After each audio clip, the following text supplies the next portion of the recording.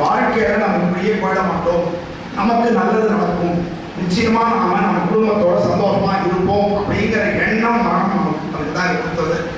இருந்தாலும் இந்த மாதிரி தொடர்ந்து கஷ்டத்தை அனுபவிக்கும் போது தான் அவருக்கு தோன்றலாம் பெருமானுடைய நினைப்பு வருகிறது, ராமபிரானுடைய பாதத்தை நினைக்கிறார், காப்பாற்றுகிறோம்.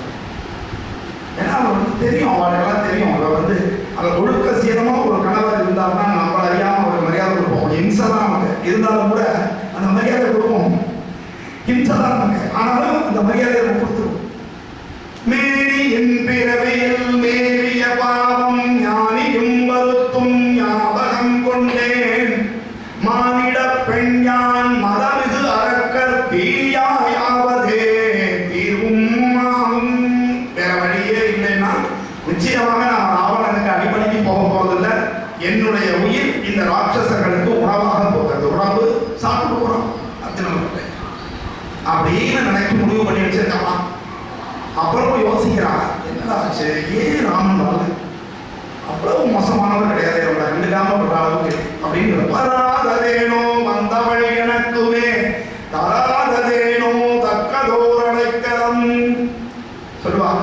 யாராவது வெளியில வந்து அவளுக்கு சிரிச்சு எல்லாம் செய்யல, வீட்டுக்குள்ள மட்டும் செய்யவே மாட்டேன் அப்படின்னு சொல்றோம் இல்லையா? அது மாதிரி ஊர்ல இருக்கிறவங்களுக்கெல்லாம் இந்த ராமபிரான் அடைக்கலம் கொடுக்கிறாரு, நம்மளே எல்லாம் கண்டுக்காம விட்டார் அப்படின்னு வந்தோம். நம்ம என்ன அவ்வளவு மோசமா போயிட்டோமா, நம்மளை மட்டும் கண்டுக்கலையே, ஏன் நமக்கு அடைக்கலம் தரவில்லை அப்படின்னு அவன் நினைச்சாலும்.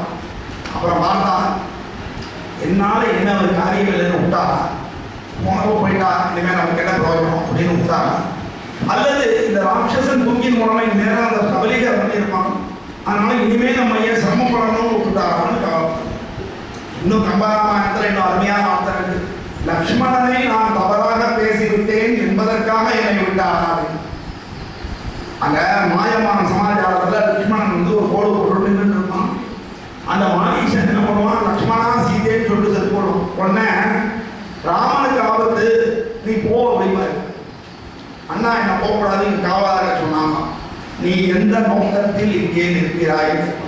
சீதை சாதாரணப்பட்டாலும் முன்னாடி பார்க்கறதுக்கு பரிதாபமாக இருந்தாலும் நட்டு கேட்டு விட்டுருவீங்க, அந்த கேள்வி வெளியவே தெரியாது, நீ நாசுக்கா கேட்டுருவீங்க.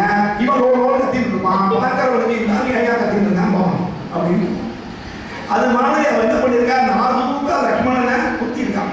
லக்ஷ்மணனை குத்தினா ஆசுச்சு அந்த வரைக்கும். ராமனை நேரம் எப்பவுமே பெருமாட்ட கொடுக்கணும், அவரை ஹிம்சிச்சாலோ அவரை திட்டினாலோ அவரை என்ன பண்ணாலும் கோச்சிக்க மாட்டார். அவர் அடியார்கள் மேல யாராவது அவதூறு பேசினாலும் ராமனுக்கு லக்ஷ்மணன் அவ்வளவு முக்கியம். பின்னாடி யுத்தகாண்டெல்லாம் நல்லாவே இருக்கட்டும்.